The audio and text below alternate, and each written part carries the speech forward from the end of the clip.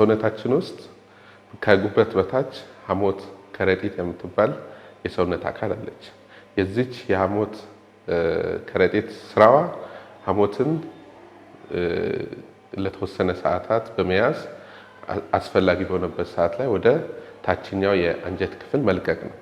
ስለዚህ በዛ ውስጥ ጠጠር በሚፈጠርበት ጊዜ እነኚህ ጠጠሮች ደቃቅ አሸዋ መልክ ያላቸው ጠጠሮች ሊሆኑ ይችላሉ፣ ወይንም ተለቅ ያሉ ወንዝ ዳር የሚታዩ ጠጠሮችን የሚመስሉ ጠጠሮች ሐሞት ከረጢት ውስጥ ሊፈጠሩ ይችላሉ። ስለዚህ ጠቅለል አድርገን ስናይ እነኚህ ሐሞት ከረጢት ውስጥ የሚፈጠሩ ጠጠሮችን የሐሞት ጠጠር በሽታ ብለን ልንጠራ እንችላለን።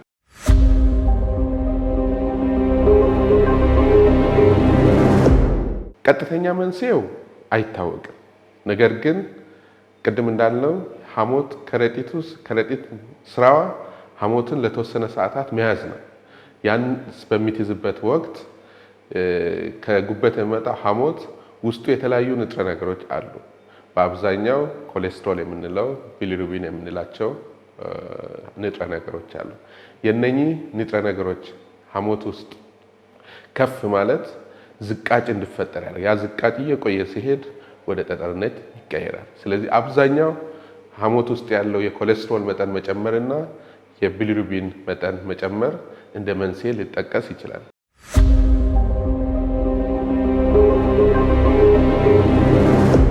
%85 ምንም ምልክት የለውም። ያንን በእንግሊዝኛው አጠራር አሲምፕቶማቲክ ኮሌሊቲያሲስ ነው የምንለው። ምንም ምልክት ያልፈጠረ ነገር ግን በአልትራሳውንድ ሲታይ ሐሞት ጠጠር መኖሩን ይረጋገጣል። ስለዚህ አብዛኛው ሐሞት ጠጠር መኖሩ እንደ ችግር ላንቆጥረው እንችላለን ምንም ምልክት ባልፈጠሩ ሰዎች ላይ። ነገር ግን ምልክት የሚኖራቸው ሰዎች ይኖራሉ። የመጀመሪያው ምልክት ህመም ነው። ጠጠሩ ከሐሞት ከረጢቱ ተነስቶ ወደ ቱቦ ገብቶ የሚዘጋ ከሆነ የዛን ሰዓት ምልክቶች ይፈጠራሉ። ያ ምልክት የመጀመሪያው በቀኝ የሆድ ክፍል ውስጥ ቁርጠት ያመጣል።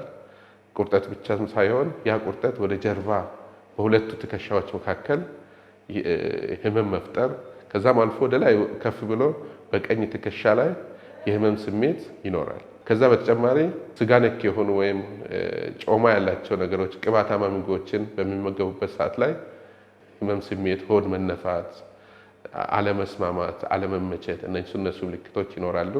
ከዛ በተጨማሪ ኢንፌክሽን በሚፈጥርበት ሰዓት ከህመሙ በተጨማሪ ህመሙ ቀጣይነት ያለው ይሆናል። ከ8 ሰዓት በላይ የሚቆይ ቀጣይነት ያለው ምንም የማያቋርጥ ህመም ካለና በተጨማሪ ትኩሳት፣ ብርድ ማለት፣ የልብ ምት መጨመር፣ ሆድ ማቅለሽለሽ፣ ማስታወክ እነኚህ ምልክቶች በሚኖሩበት ሰዓት ላይ ሐሞት ከረጢት ጠጠሩ ወደ ኢንፌክሽን ሊያመጣ ይችላል። ስለዚህ አንደኛው ምልክት እሱ ነው። ሌላኛው ሐሞት ከረጢት የሐሞት ቱቦ ላይ መዘጋትን በሚያመጣበት ሰዓት አይን ቢጫ መሆን፣ ቆዳ ቢጫ መሆን፣ ከዛ በተጨማሪ ሽንት ቀለሙ ኮካኮላ የሚመስል መሆን፣ ሰገራ ነጭ መሆን፣ ማሳከክ እነኚህ ምልክቶች ሊኖሩ ይችላሉ።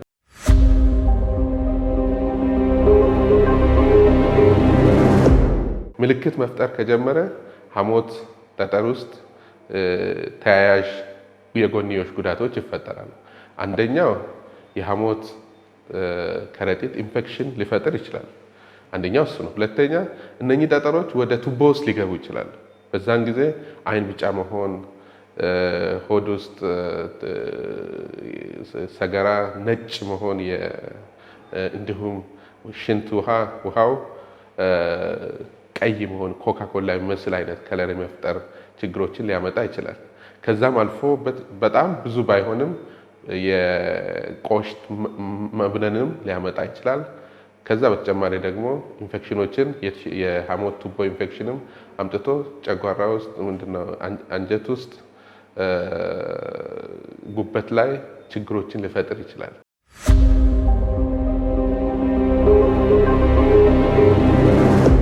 በተለያየ ምክንያት ሐሞት ውስጥ ያለው የኮሌስትሮል መጠን መጨመር ለዚህ ህመም በከፍተኛ ደረጃ ያጋልጣል።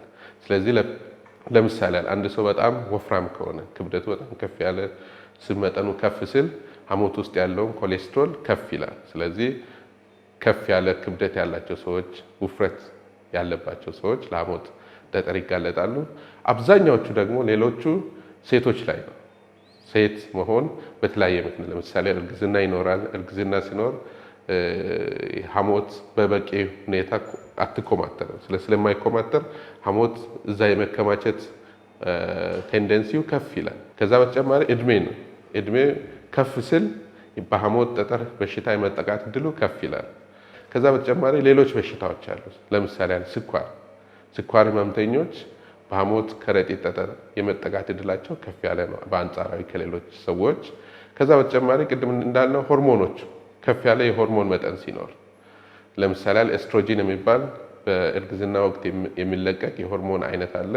ያ ሐሞት ከረጢቱ በሚፈለገው መጠን እንዳይኮማተር ስለሚያደርግ ውስጡ ዝቃጭ ተፈጥሮ ወደ ጠጠር እንዲቀየር የማድረግ እድል ከፍ ያደርጋል። ከዚያ በተጨማሪ ደግሞ የጉበት በሽታ ራሱ ቢሊሩቢን መጠንን ከፍ ስለሚያደርግ በሐሞት ጠጠር የመጠቃት እድልን ከሌሎች ሰዎች አንጻር ሲታይ ከፍ የማድረግ ባህሪ ይታያል።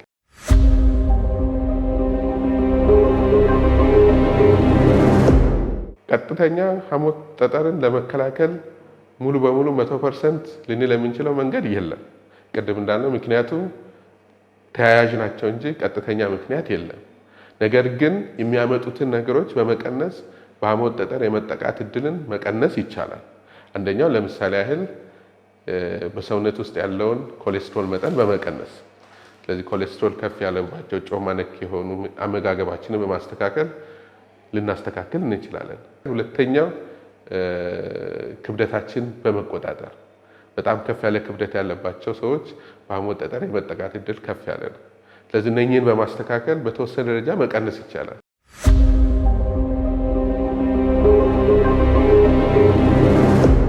የሐሞት ጠጠር ሕክምና የሚወስነው ምን አይነት ሐሞት ጠጠር አለ የሚለውን በማወቅ የመጀመሪያው ቅድም እንዳልነው ምንም ምልክት ካልፈጠረ ሰዎች ላይ ምልክት ያልፈጠረ ሐሞት ጠጠር ሕክምና ያስፈልገው።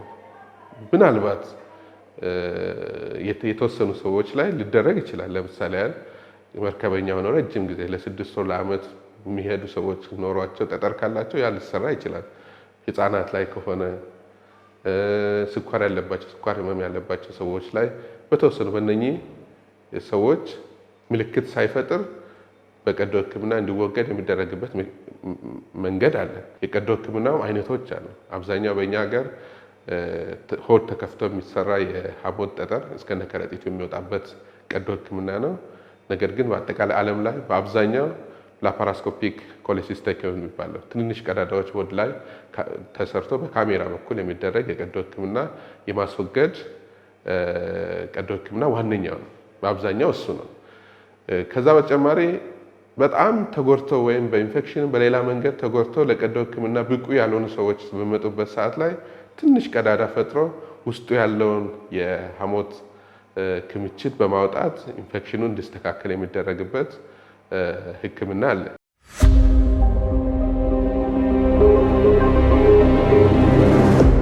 ሐሞት ጠጠር አለኝ ወይስ የለኝ የሚለውን ለማወቅ በጣም ቀላል ነው። ህመም ስሜቶቹ ቅድም ያልናቸው ህመም ስሜት ያለበት ሰው ማንኛውም አቅራቢያ ወደሚገኝ የጤና ተቋም ሄዶ ቀለል ባለ ምርመራ ለምሳሌ ያህል አብዛኛዎቹ 90-95% በአልትራሳውንድ ምርመራ ይታወቃል። ስለዚህ ብዙ የተለየ ምርመራ የሚፈልግ አይደለም። ወደ ቱቦ ገብቶ ሌሎች ምልክቶችን እስካልፈጠረ ድረስ አብዛኛው ምርመራ ደም ምርመራና አልትራሳውንድ በመስራት ማወቅ ይቻላል። መከላከያዎችም ቅድም እንዳልነው ሰውነት እንቅስቃሴ ማድረግ፣ ኪሎአቸውን መቆጣጠር፣ ኮሌስትሮል ከፍ ያሉ ምግቦችን አለመመገብ፣ እነኚህን በማድረግ የመጠቃት እድልንም መቀነስ ይቻላል።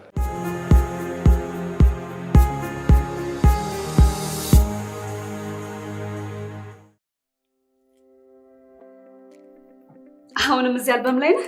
ነው። ፎቶዎቻችን በጣም ነው የሚያምሩት።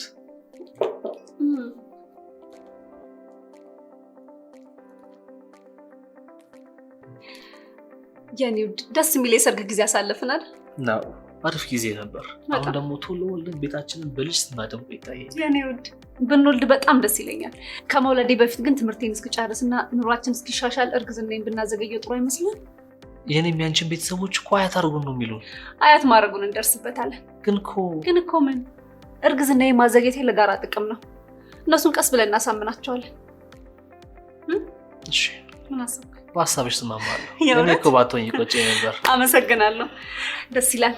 በሀሳቡ ከተስማማማ የተለያዩ የቤተሰብ እቅድ አማራጮች በጤና ተቋማት እንደሚገኙ አውቃለሁ። የጤና ባለሙያ የሚመክረኝንና ለጤና የሚስማማኝን የቤተሰብ እቅድ አገልግሎት መጠቀም እፈልጋለሁ። እኛ ወጣት ጥንዶች የእርግዝና መከላከያን በመጠቀም የመጀመሪያ እርግዝናን በማዘግየት ዓላማችንን እናሳካለን። ብልህ ይሁኑ።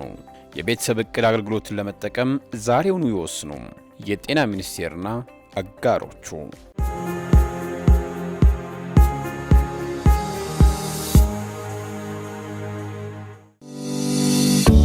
ስለሚጥል በሽታ ምን ያህል ያውቃሉ?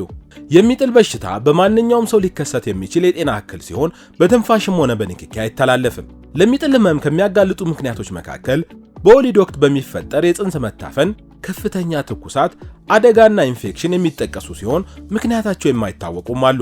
በሽታው መኖሩ ከተረጋገጠ በሐኪም የታዘዙ መድኃኒቶችን በአግባቡ በመውሰድ በቂ እንቅልፍ በመተኛት አልኮል መጠጥና አደንዛዥ እጾችን በማስወገድ መቆጣጠር ይቻላል። በሚጥል ህመም ራሱን ስቶ የወደቀ ሰው ሲያጋጥመን የመጀመሪያ እርዳታ ለመስጠት ቅድሚያ ራስን በማረጋጋት ከጭንቅላት ስር ለስላሳ ነገር ማድረግ፣ በአካባቢው ሊጎዱ የሚችሉ ነገሮችን ማራቅ፣ በአንገት ዙሪያ ያሉ ልብሶችን ማላላትና የእንቅጥቅጡን ጊዜ ደቂቃ መያዝ የሚያስፈልግ ሲሆን ማንቀጥቀጡ ከቆመ በኋላ የግራ እጅን አንገት ስር የቀኝ እጅን ደግሞ ደረት ላይ ማድረግና የቀኝ እግርን አጠፍ አድርጎ ወደ ግራ ማስተኛት ይረዳል።